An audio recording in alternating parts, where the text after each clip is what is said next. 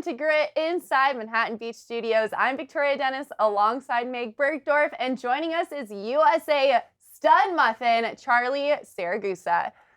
What's up, guys? What's up? Fancy seeing you here. It's great. It's great to be here. The lighting is so good. We love it. We love it here at Grit. We love it here at Grit. We keep it gritty, but with good lighting. I'm not gonna lie to you guys. I was taking pictures of myself as soon as I got here. Like it was so nice. It was so nice. Well, welcome. We're so excited to have you. You have been such a bright light on the sand from the moment that you stepped out on to the sandbox, and we're just happy to have you and talk volleyball. I'm so excited. I know. Let's talk some volleyball, guys. Well, you started off in upstate New York, Yes. indoor volleyball, because there really wasn't a pathway at the time for men's collegiate beach volleyball. So talk to us a little bit about the transition from the indoor side and then making your way onto the beach side. Yeah, I mean, so I obviously started playing indoor. I think I started when I was 12. And then I actually did have some experience playing beach volleyball. You've been to upstate New York, so we have a little beach volleyball bar called Hot Shots, and the sand is Very interesting. Very sandy. The sand is like, it is what it is. But it did give me some good background in learning how to play doubles, and we also have we're right next to one of the Great Lakes, so we get to play some beach volleyball during the summer, and so I had a little bit of background in beach volleyball, but wasn't California beach volleyball for sure, but I did learn to play some. But indoor was my focus right up until the end of college. So I went to, I played club at first in New York, then I actually ended up playing for a club in California. I would just kind of go out there during the summers and play in the big tournaments with them. And after high school, I got recruited to BYU. And then I ended up transferring because that wasn't a great fit. Really? Why? I'm just kidding. Well, they don't like me there, but so yeah, that didn't end up being a great fit. Then I ended up going to UC San Diego, which was better, and then graduated from UC San Diego. Ended up playing in the USA Beach Volleyball Collegiate Championships and won that. Megan was my coach. Woohoo! Um, With your former partner, yes. or teammate. Yeah, my former teammate Wyatt Harrison. So we ended up winning that, and that's kind of how I got my start with USA Beach Volleyball after we went to Brazil, and I've been on the USA Beach Volleyball Developmental National Team since then. Yeah, an amazing run, but I really want to talk about the experiences from the World University Games and transitioning, winning that and that experience, and like what doors and mindset did that open up for you? Yeah, it was. Well, did you hear about that tournament? Well, let's recap. Well, okay, what so happened. Give us the bullet points. We need the tea. For the people who don't know, that tournament, we all got the freaking plague. I don't know what happened. All of USA Beach Volleyball, like we died. Like it was so bad. I'm not going to go into specifics because that wouldn't be good for Grit. But we all got really, really sick. So it was definitely an interesting start to international beach volleyball. I mean, a lot of adversity right out of the bat. I don't think we had obviously didn't have the best tournament because we were dying, but it was such a cool experience though, just to kind of, it was really representative of what you're going to go through in international volleyball because you're always facing some sort of adversity, and it was an eye-opener for sure about how careful you have to be with the food you're eating, what you're drinking, like taking care of your health. And yeah, so it was a great experience. The tournament didn't go amazing, unfortunately. I think that we could have probably done better had the circumstances been different. But yeah, it was just a great opportunity to get a start with USA Beach Volleyball because the results of that tournament didn't matter too much. I mean, it was a lower, it was experiential. It was an experience tournament. So it was just great to get out there and get international volleyball experience and kind of catch the bug. Quite literally. They catch the bug literally and figuratively. So, yeah. So moving to the South Bay, a little bit different than Rochester, New York, where you grew up. How's that experience been? It's great for volleyball. I love being able to drive 5 minutes to the beach, and a lot of the great players are in California, and it's just great. I mean, you can find a last-minute practice at Wednesday at 9 a.m. and you can go play against potentially Olympians. It's like, or like you'll get a text the night before of literally Olympians to come practice against them. So like it's a great place to be in terms of volleyball. It's South Bay is it's an interesting place. It's a little bit it's a little bit of a bubble for sure. So you see a lot of the same people, and sometimes that's a great thing. Sometimes it's not a great thing. But overall I've enjoyed it. I've enjoyed living in South Bay. I've just enjoyed the volleyball player that I feel like I've been able to become as a result of living here. And as with everything, you take the bad with the good. So, Yeah. Being part of the developmental team, you guys are out on the sand 4 days a week, right? Yes. And Scott Davenport is running your practice. Yep. Great coach. Yes. How has it been?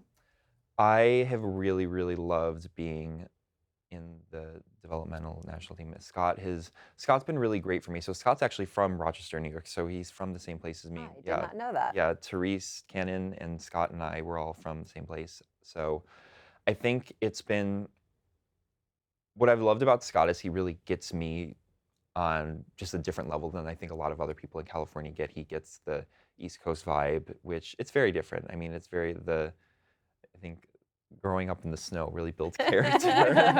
I can attest to yeah, that. so I think Scott really, he has been really great at helping me develop like my mentality as a player, and I think a lot of times throughout my career, there have been coaches who they want you to be like the California guys. They want you to just be like, ooh, like I make an error, it's okay, guys, we'll go surfing. Like that's not me. Like that's never how I've been.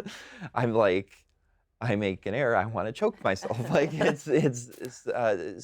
Scott has helped me like, I don't know, I think learn how to use that to my advantage and help navigate like, okay, like where do I not want to be so hard on myself, or where do I want to have a little bit more of the California mentality. So I think it's been really great having someone who kind of like understands me on that level. And then obviously, I mean, it goes without saying that Scott's a great volleyball coach.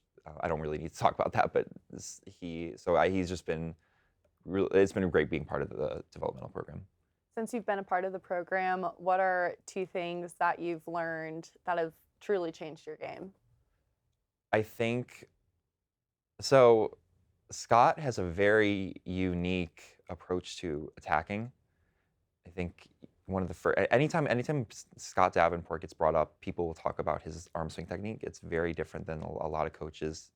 A lot of coaches are really big into like, oh, you're gonna hit every ball as hard as you can, and like that's what they go for. And Scott's very like, Scott's all about okay, let's hit like great.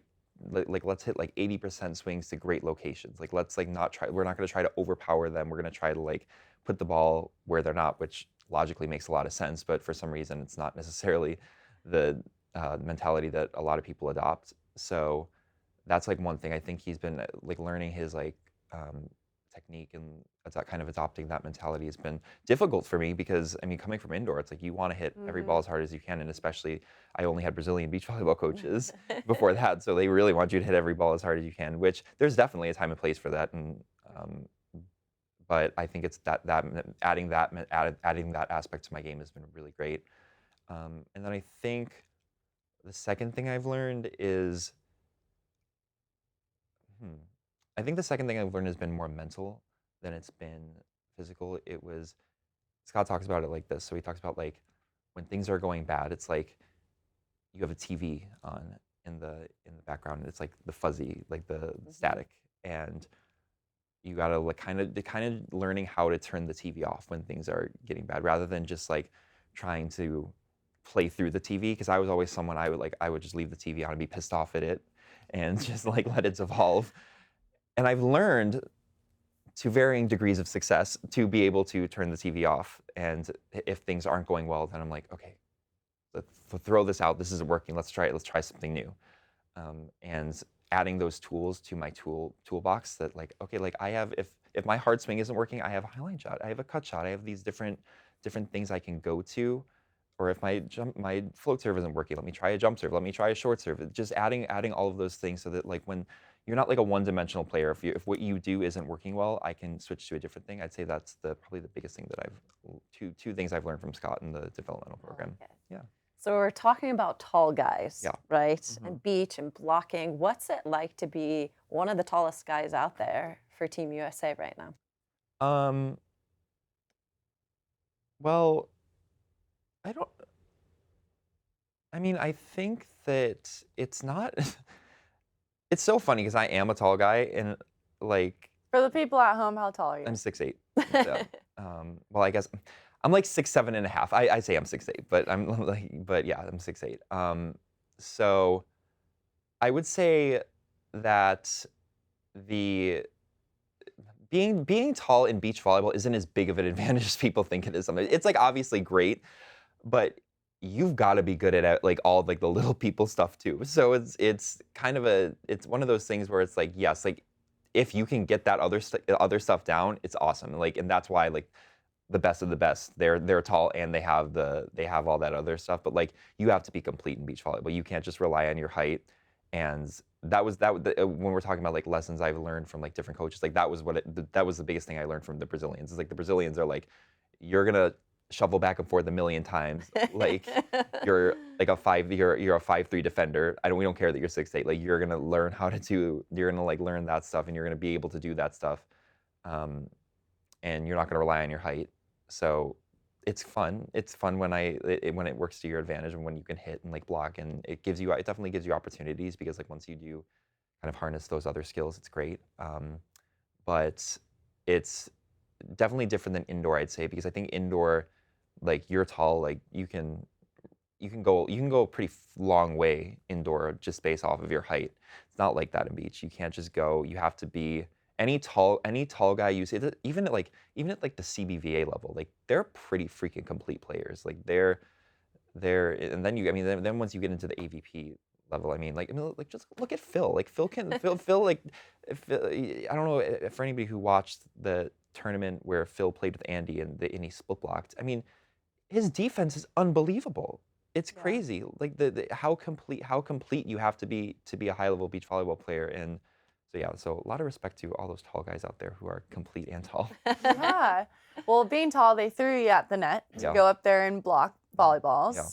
What are a couple things that you're working on in practice right now, especially for domestic compared to international, a couple different types of style play differences? Let's start with that first. What do you see the differences between international tour and AVP?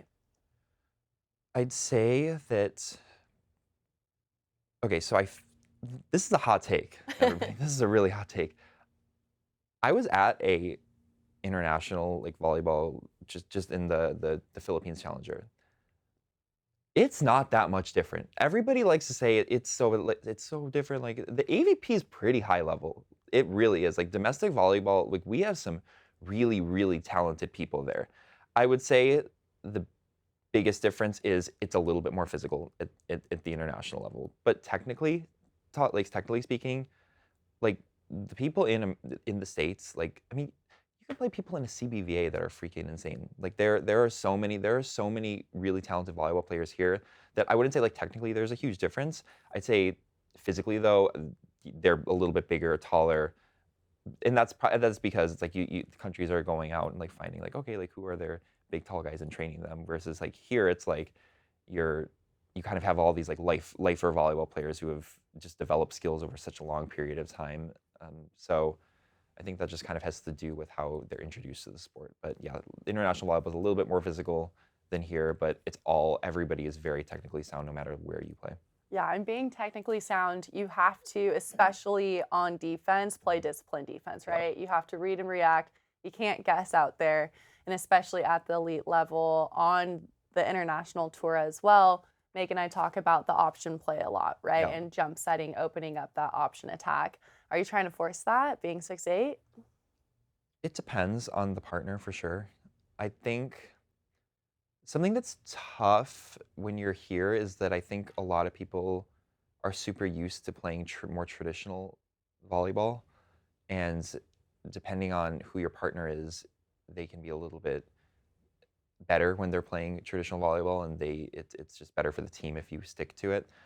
So I think in my ideal world, yes, that's something I would want to be forcing. I would want to be um, actually like jump setting was something I literally hated. I hated jump setting because I couldn't do it until then Scott made us really like learn how to do it.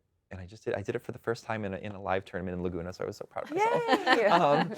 But That's the best feeling though, when no, you it like is. actually go and do it, because you can like rep it out all you want in practice, but until you're like tested in that like tournament environment, like you don't know. And the Like, best part was like I don't even know why it happened. It just like happened. It had just happened randomly, and I was like, oh, I just jump set and he got a kill. It was great. yay.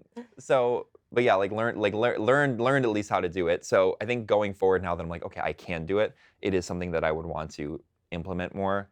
But again, it's like if you have a partner who's like, I hate hitting jump sets and I can't see the court and it just stresses me out. Like that's not gonna, you can't do it because you gotta like think about what's best for them. And that's definitely a lesson I would say like I learned this year is because I think at the start of the year I was really like, okay, I need to be optioning and jump setting because that's where the game is going.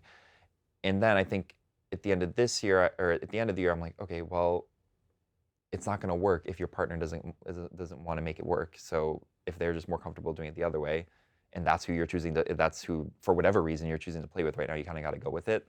So that was a long answer, but the short answer is yes, in my ideal partnership, an ideal world, I would want to do it, but it just depends on who you're playing with and if that's something that they believe in. Yeah, that's funny because I feel like for setting, like your setter hitter contact, like for the hitter, you just need to get your feet to the apex of the volleyball, right? Yeah. And have that point of contact. So why would somebody care if they're being set off a platform compared to jump setting? Like if I'm getting my feet to the ball in the apex, I'm waiting to see the release off a platform, off a hand.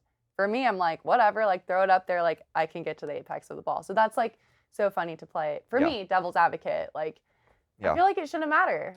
Yeah, well, it kind of matters just where people are passing, I'd say. True. So if like Yeah. if they like because if you're wanting to run like a more jump set offense, then you have to For pass through a sure. different location. For sure. And also generally, if you're jump setting, it's going to be a little bit of a quicker set Yep. versus so that they're going to have to react to that quicker than if it's up and down. Then they have a lot of time to look and then make a decision.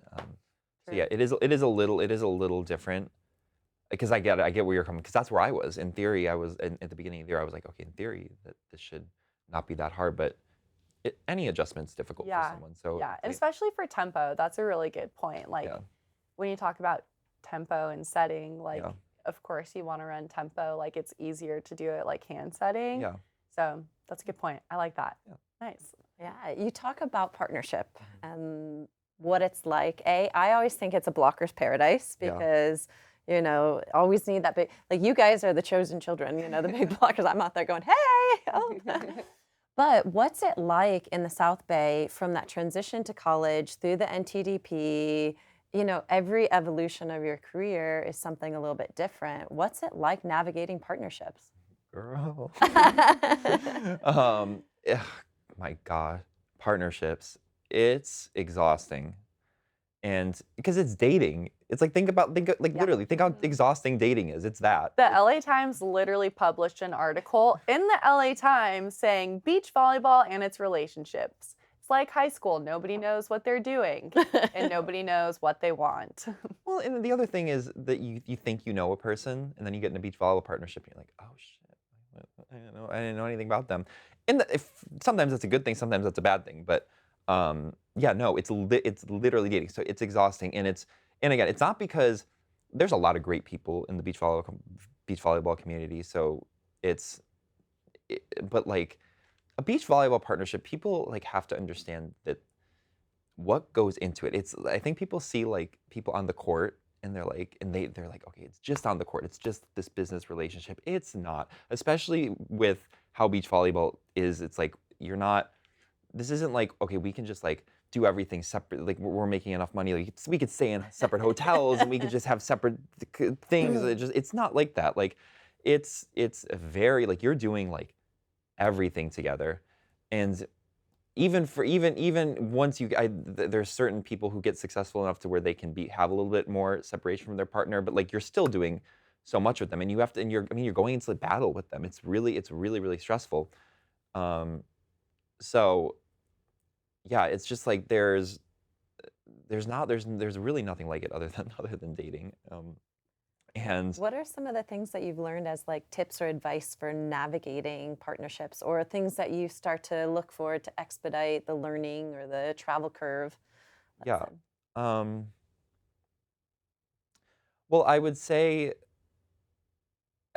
when I think about like things I've learned from partnerships, I think one of the things I first go to was my like first real beach volleyball partnership which was Jordan Hoppy. And Jordan and I have become actually good friends again, but we were not good. We were not good friends for a period. Water and And oil a little yeah, bit. well, but it was just, and it wasn't because like anything was like wrong with either of us. It was just, it's like when you're put into, I mean, beach volleyball, it's a very high stress environment. Like traveling internationally, playing in qualifiers, it's a very, very high stress environment that like if you're new to it and you're like still kind of learning, like it can sometimes like not bring out your best self. Like and like if you're not like aware of like how to like communicate with people, and you're not aware of like you're just not like like hyper aware of a lot of things, it can be like really, it can be really difficult. And I think like one of the things I learned um, with Jordan was like that you and I'd say like Jordan and I learned this together. It's like you can never like expect like perfection or like any sort of perfection out of a person. You can never expect someone to make like the perfect decisions on or off the court. You can never expect that things are not going to go wrong. And I think because at least I can really only speak for myself, but I think that that was where I needed to grow a lot. It's like I think like I expected like perfection in like a lot of different ways, and it was towards myself too. But like when you're in a partnership, you're a unit, so it's like you're expecting like perfection out of a partnership, and that's never a good thing. It's like never a good thing to expect that like, okay, this person is going to be perfect. You're going to be perfect. There's always going to be like 80% of anybody that you 80% of someone that you love, and then 20% of someone that you can't stand with any person. And I think that's like, it's funny, it's like a lesson in dating too. Yeah. It is. I feel like beach volleyball has taught me like, okay, like how do I have a successful relationship? But yeah, and I think like that with any partnership, it's like you have to work really hard to like find the good in that person, um, or else it's gonna like devolve really quickly. If you can't be on the court like, okay, you know what, like maybe there's something that like is not ideal here, but like I really love this part of this person, and like that's really important to find that, because if you can't find that, then it's like you're never going to be successful on the court together. It's like, and I think that was a really like that's like a hard lesson to learn outside of beach volleyball, because there's nothing really like this. So yeah, I'd say that's like probably the biggest thing I've learned. Mhm. Yeah. Um, Roll us through this year for you, Yeah, because you've just ended on shit the show. but you've ended up on the world tour Yeah, playing, and you've had a lot of lessons. So, you know, we're looking back at how the year was. yeah, What does it speak to you, even in future planning, yeah, and the lessons learned on the near misses along yeah. the way? Well, I mean, literally don't think I played with, up until the end of the year with Hmm. John Schwingle. I don't think I played with the same partner Hmm. for more than like one tournament, maybe one or two tournaments, and that wasn't like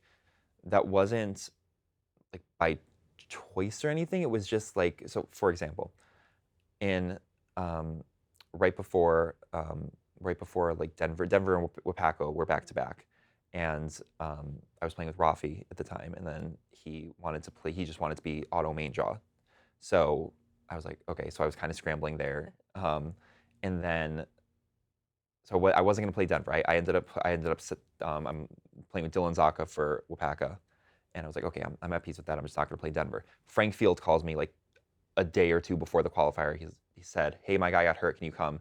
So like, okay, yeah. So I went and played with Frank. So hot potato And again. yeah, it was like hot. It was hot potato. And then all the while, I was training in the USA group with Colton Cowell, who. So I'm like, and who I was like, okay, like I eventually, I think like I want to play I had already decided before those two tournaments I wanted to play Manhattan with Colton, um, and just because he was in the USA group, and it was just like that. It was just You have kind of like touches that. together. Yeah, we had And touches yeah. together, and like that's kind of how the year was. It was just like, and then Colton decided to go back and play indoor. So he was after Manhattan. He was like, I don't. This is beaches. Beach wasn't for him. So he went back and played indoor. So it was a lot of like bouncing around, and it was had nothing to do with like all of these people I played with were great players. I would like to think they thought I was a good player too, but it just was like just random. It was just like random stuff kept happening, and it really felt like that. It just felt like okay, like gotta roll with the punches a little bit. Gotta like learn how to play with new people. I mean, even in Laguna this year, I qualified with John. John got hurt. I had to pick up I TJ saw. Jurko at the last minute, who I'd never. I mean, I played one tournament in April with TJ, but we even before that we had never practiced together, and we ended up having a good tournament. But yeah, no, it's just like this year was like the year of just like just learning how to roll, learning how to be adaptable and roll with the punches. And I think if I had to choose one thing that I would learn, I think you hear this from beach volleyball players all the time, but there is so much value in being able to train with train with someone. There's so much value in like being able to like work out a system. It's like I think I kind of got a little bit of my volleyball mojo back at the end of the year with John, and like finally had some better finishes, and it was just like and um, and like obviously like John's a great player, but so I played with a lot of really talented volleyball players this year. It's just like just the ability to just be able to train with one person sometimes is really nice.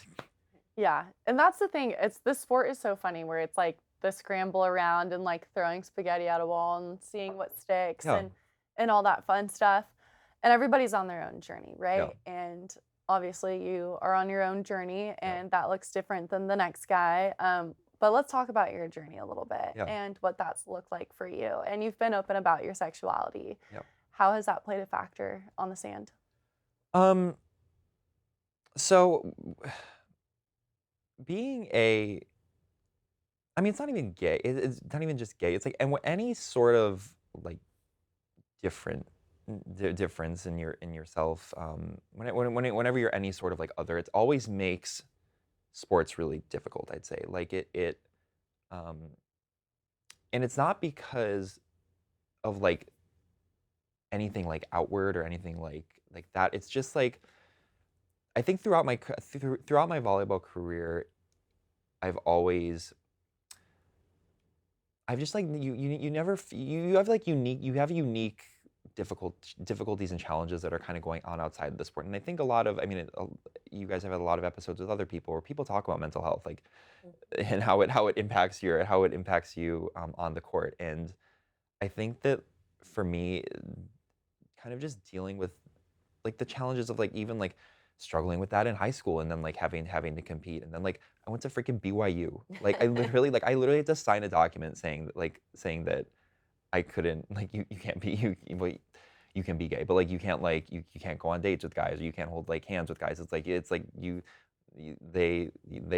hug someone for too long, they could report you to the honor code. Like it was I don't know what I was thinking going to BYU. Actually, I do know what I was thinking. I was thinking that I had invested so much time in volleyball and it had been such a big part of my identity up until that point that like I was going to go to the high school version of myself was like, I need to see this through. Like I need to go to the best volleyball school that I can go to. And at the time that was BYU. So um, I think like it just brings unique challenges that other people aren't necessarily aware of like any thing. I mean, everybody has kind of their unique challenges. I think one thing for me though that's been really um, motivating was just that like you don't always see like a ton of like out gay people at like the highest levels of sports. Um, and I think that's no coincidence. I think it's a lot of times it's just like it gets and a lot of times when you do see out gay people, it's like in individual sports. I think it's like it can really be difficult to sometimes like feel like you're one of the guys in a way. And yeah, that's definitely like a challenge. So like it's been for me, I've just been like um always wanted to be really open about that. For no other reason that like I just want to like if there is a younger gay kid who wants to be a beach volleyball player, like I don't want I'm not like, oh my God, I want them to look up to me. Like that's not really what I want. It's more like that, okay, I want them to be like comfortable to like, hey, like I'm interested in playing beach volleyball. Like That's so can I welcoming. can I like yeah, I want to be welcoming. I want to be welcoming to like because I know I've been there. Like I know um what that feels like when you feel like um when you're younger and you like feel like a little bit alone and I just always want to be like someone that people can come to for those kind of issues. And I'm especially for anything, like I always would want to be that person for like any sort of issue, but like especially when it comes to like being gay or sexuality. Like always want to make sure that like I'm putting out that like welcoming energy to other people. And I don't think you can do that. I don't think you can do that if you're not like open about it. So yeah. When were you first comfortable in your own skin, and are you still finding yourself? Um, I would say it's like anything. It kind of goes. Sometimes you feel super confident. Sometimes you don't feel confident at all. Um, for me personally, I would say like BYU forced me to be comfortable with it because like if I would I wasn't. I mean, I was not okay at BYU. It was. I had to deal with I kind of had to deal with the trauma that I like got when I was at BYU for years. Like I even indoor volleyball was never the same for me. Like I never was able to get back to it like a good place with indoor volleyball. Like I would go into practice and like I would make I would be like I would be able to make it through practice and I would go home and just have like full on panic attacks and meltdowns after because it was just like like post BYU because of just everything that I had to deal with there because it was so much more than volleyball, but because I was there for volleyball, it was kind of such a trigger for me. Um, and but like being in that environment, like I had to learn to like sort of just love myself enough to leave. That was the biggest thing. It was like if I would have kind of believed all of the things that I heard at BYU, um, I would have never left BYU because I would have just been okay with not being treated well and been okay with hearing negative things said about my people a lot. And so I think when I kind of finally had like the strength to like give BYU the middle finger and leave, um, I that was kind of like that was kind of a moment for me where I was like, okay, like that it took a lot. It took a lot. It took a lot to get there because I was giving up like a great. I was giving up the volleyball. I was giving up the. And I met a lot of great people at BYU. I just was in Hawaii visiting two of my friends from BYU who absolutely adore. So I was leaving like a lot of friends. I was leaving. I had no idea where I was going to transfer after BYU. I didn't play a lot at BYU. I didn't have like film to be like, hey, like I'm good enough to play at your school. So I think that was kind of a moment where like I had to find the confidence to be like, okay, you know what? If I leave, I'm gonna be okay because this is not worth it anymore. So I would say that's kind of where I. Yeah, I guess from a coach's perspective, if you identify an athlete that might be, questioning or going through different transition stages as they're growing up, is there any advice you'd have for coaches?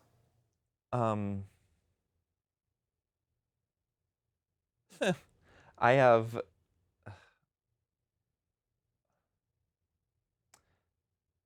Sorry, I'm just like honestly the first thing that came to my mind was like what not to do. What Well, that's great. What don't? So I had a coach once when I was like 15 or something. I was at one of the USA High Performance.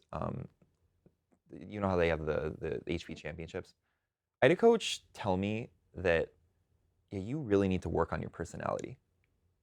And I'm like, and I look and again, I don't like when I was young, like I didn't process how bizarre that was. My mom did. My mom still talks about it to this day. She hates him for that comment, but like you have to have grace for kids. Like you have to have grace for kids who are like whatever age. Now you don't like. Do you still have to be tough on them from a volleyball perspective? Yes, I coach club. I'm a very tough coach, And but like once like you leave the volleyball court, like if you're not able to separate the person from the athlete as a coach, that's bizarre behavior to me because you're an adult. But that would be my biggest piece of advice is like be able to like separate the person that's competing on the court from the person that's off the court and realize that like, yeah, maybe like something is going on. And that doesn't mean like I can't push the kid because like that's your job as a coach, but like be able to be like, okay, like after practice is done, if you see this person is struggling, like take some time to talk to them and check on them and make sure that they're okay and really listen to them. Because like, again, like it's not just being gay or like there's a million things that they could be causing kids to like kind of act the way they do.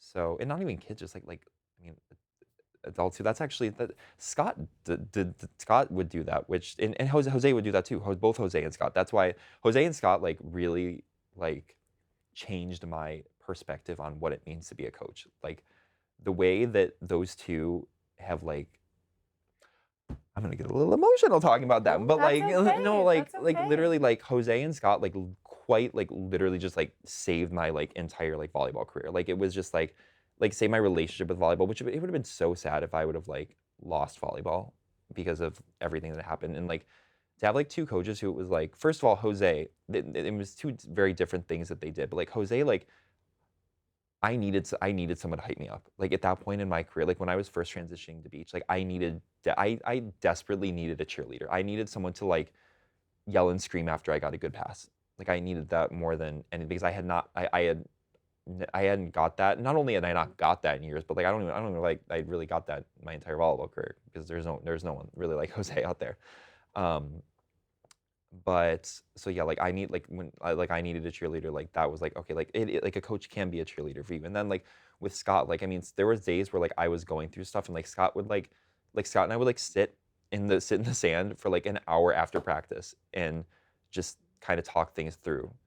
And it just showed me I was like, oh, a coach can care about more than just if I pass this ball perfect or not. Like they're and he can like recognize that there could be other stuff going on. That was crazy to me. So and I think like it's funny because with beach volleyball, like the coaches, you're paying the coaches, right? So they have to learn. They have to learn those skills of like, okay, like how do I like it's a collaborative relationship. It's not a I think indoor volleyball coaches in like high school any time where there's like that power dynamic that doesn't force someone to be collaborative. You don't have to learn those skills. That you don't have to learn those like skills to because if like beach volleyball coaches don't learn that, then they're probably out of a job.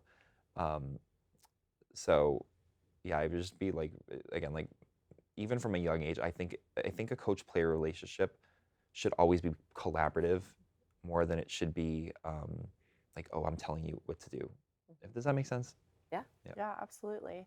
How have you been able to translate everything that you've learned onto the sand? And do you see within the beach volleyball community, is it welcoming? Um, sort of. But it. Beach volleyball is really tough because it's really isolating. It's really because you're competing against all your really good friends, and that's a weird dynamic. Like that's a real like people. I don't think we like really talk about that a lot because it's just so accepted. Um, but like a good example is so in Laguna, um, I had probably my two best friends in the beach volleyball community are TJ Jericho and Alex Zuckelberg. They're probably my two closest friends. I had to choose between the two of those to decide like who I'm going to pick up in Laguna. Like that was so weird for me. Like because John gets hurt and I'm like, okay, am I gonna go TJ or Alex? TJ or Alex? Like in like like I don't know. Like and I ended up going with TJ and like um it was for that's not important. That was a conversation between Alex and I. But like I texted Alex afterwards. I'm like I'm just I just didn't really even know what like to say because I'm like we all work so hard and I'm like um and I just felt bad about it. It was like on one hand, like you're giving an opportunity to your friend, and on the other hand, you feel like kind of crappy about this. And I think like that culture of like these business decisions that you're making are so intertwined with your friendships is like it's it's difficult sometimes, and it's really isolating. And you I don't know, it's hard to balance. So yes, it's like yes, it's a welcoming community, but like it's it's like difficult to navigate. Um, and this isn't, I mean, this is not even about like sexuality or anything. This is just in general. Friendships in the beach volleyball community are really difficult to like navigate. Um, and it's really difficult to navigate like sometimes it can get really difficult to separate like the volleyball from the non-volleyball. And it's like yes, it is it's a lot of good people, but it's a lot of good people trying to navigate trying to navigate something that's really difficult to navigate. Um, so again, like you have to have a lot of grace for people. I feel like you have to have a lot of grace for like when you like for people in the beach volleyball community, because it's like it is a difficult thing to navigate. Yeah. Samesies. We agree. Yeah. Yeah. It really is. You know, there's been a lot of changes with the EVP. Yeah. And the state of what beach volleyball is. Internationally, they shifted from the 5-star rating to the 3 tiers. What is your take on where beach volleyball is going to go? And then also, what does USA need on the men's side to be on the podium in 2028? Which one do you want me to start with? Your pick. Well, I'll start with the AVP. There's I feel like I look at it from multiple lenses. So first, I look at it as from a business perspective, from the AVP's business perspective. I think what they're doing is a good thing. I think that thank God somebody's trying something different. Like they were kind of just trying the same thing over and over again, and it wasn't working. So I think like I commend them from like trying something different. From player perspective, in theory, I like if the league kind of goes in the direction that it does go. I think it would provide the players with an opportunity to maybe like have a more stable living and like actually be able to like be like a real professional sport. And I think that's exciting, even though, I mean, right now it's like, unless you're the top 8, it's a tough time because there. I mean, there was already very few opportunities in beach volleyball, and now it's even less. However, like that's professional sports, and like you kind of like they're trying something different. Hopefully, they expand it eventually. So because I don't think it's going to be successful without like a pipeline. But I'm hope. I talked to Kim Scheuerman, who I love Kim. I probably annoyed Kim so much. I literally the way I've texted Kim and like panic about like multiple things, and she's so quick to respond. I'm like, really so. Thanks, Kim. Thanks, Kim, for dealing with me.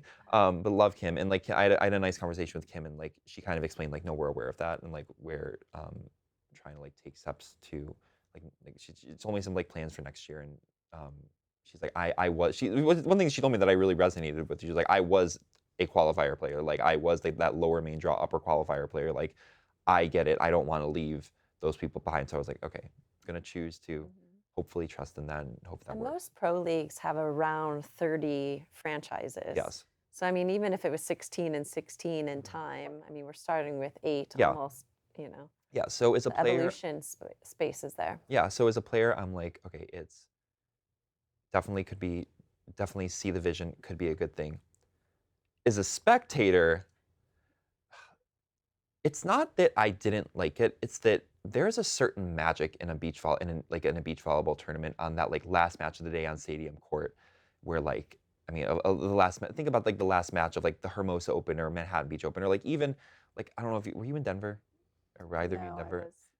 Watching commentating remotely. Yeah, like watching the Basie brothers play in Denver. Like there's just like a certain magic to that happens at like the traditional tournaments, that the league, I think, in order to be successful, has to find a way to replicate, because that's what makes beach volleyball special. So, and that's I don't know how that looks yet. Like I don't know how trying to like replicate that magic, but like that's what every sport has, like kind of a thing that like makes it like a vibe that makes it special, like that makes you like really want to watch it. And like I mean football, it's just like the hype, and there's like so many people behind the team, and with baseball it feels very very nostalgic. With beach volleyball, it's like it's that like I don't know, the exhaustion of like even the fans have been out all day, the players have been out all day. It's just like there's just The like diehards. yeah, it's just it The feels grit. so diehard. It feels so it feels so gritty. Like even being a fan of beach volleyball, it feels gritty. Like Yeah. it's so like that like, and I think that's what makes it so special. So I think that they have to find a way to replicate that if they want the league to be successful, or they have to find a new change. Mhm. Because like again, like something had to be changed. So I commend them for like actually Right. trying something. But like I don't know that the league had that magic, and it was the first year, so there's still time. But I don't know. That's where I think like that has to kind of be a focus, is like finding that, because otherwise I don't know that. I think they might have to try something else. So, but I'm curious. I'm open. So time's ticking Yeah. for LA 2028. Mhm. What do you think we have to do in the United States to get on the podium on the men's side? It's so funny because we have the talent. Like I think that it's so like people like I mean you're in the community. Like people love to be like oh like yeah, we just don't have the athletes. We don't have like we do. We again I've seen high level beach volleyball. Like we do have the athletes. It's just for some reason we don't seem to be able to put it all together, and I'm not exactly sure like why that is. But I mean, one thing I would say is like I don't think that like I don't think there's any big changes that need to be made. I don't think that it has to be like this big thing where like we completely overhaul the entire like national team in order to be successful. I think it's just American beach volleyball is tough because again like partnerships are so like in these other countries it's like you put two people together, work like we're gonna invest in this, work it out, figure it out.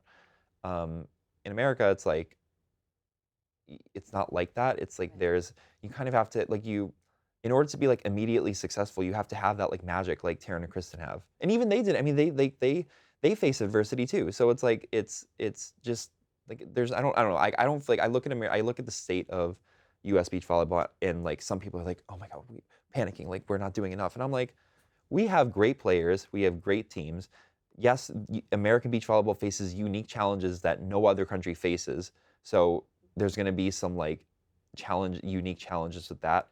Um, but I think it's like I don't think it's like that.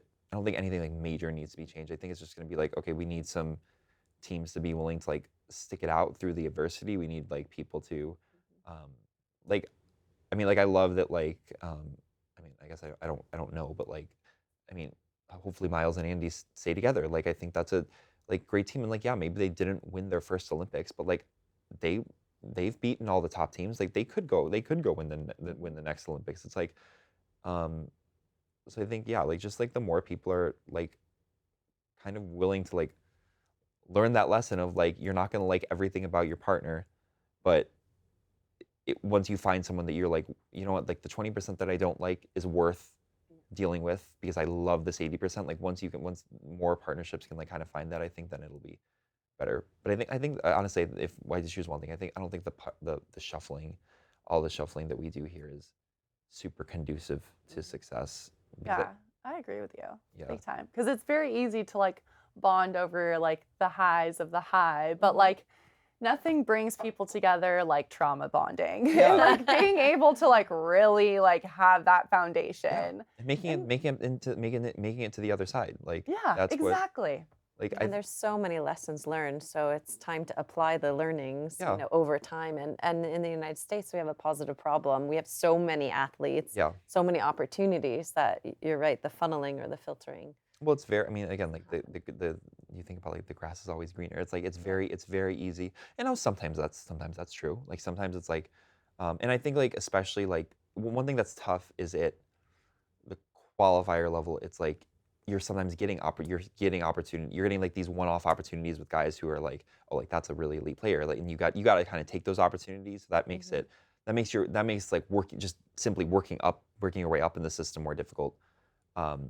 but like I think like once you get to that top level where you're like, okay, I pretty much have my pick of partners. I think that's where like What's that threshold in terms of like the points race? Because that's a big thing that like on the AVP, like how do you get there? It's like being, you want to become a manager and they need managerial experience. You're like, well, I want to be there, but I need the points to get there. So how do you manage that? Well, I think so. Hagen Smith actually, like I talked to him a lot about. He's been great with giving me like good advice about this stuff. So, I mean, I think like obviously the first thing is like, okay, once you have to just do well in like on the AVP and in the international, you have to do well enough to where basically like you're an auto main draw guy. Once you're an auto main draw guy, then it's like then like the partnership shuffles, for better or for worse, happen every year. So it's like you can kind of like mix your way in with those. Once you have enough points like to keep someone in the main draw, like then those opportunities are a little different. When you're at, I'd say the level that I'm at, whereas like that like upper qualifier level, it's like all about being ready when the opportunity, like when a great opportunity comes your way. So like if they say you get a one-off tournament with, I don't know, like say you get an injury sub with someone, right? Like a great example is Megan Rice. And Megan Rice, she got that call from Savvy and performed, and now a year later she's comfortable. She's a comfortable main draw player, and she has an opportunity to like get those high level partners.